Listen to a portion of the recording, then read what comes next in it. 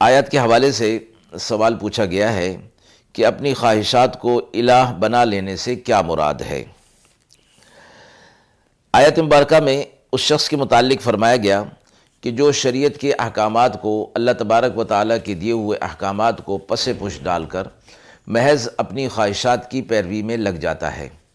فرمایا کہ اس نے اپنی خواہشات کو اپنا معبود بنا لیا ہے، جس طرح کہ ایک معبود کی پیروی کرنی چاہیے اور ہر لحاظ سے اور ہر چیز کے اندر اس کی منشا کو اور اس کی مرضی کو سامنے رکھتے ہوئے اپنی زندگی کو گزارنا چاہیے۔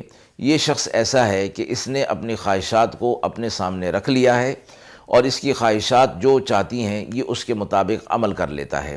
تو یہ مراد فرمایا گیا کہ جس طرح کے معبود کی پیروی کرنی چاہیے، یہ شخص اپنی نفسانی خواہشات کی پیروی کر کے اپنی زندگی کو گزار رہا ہے۔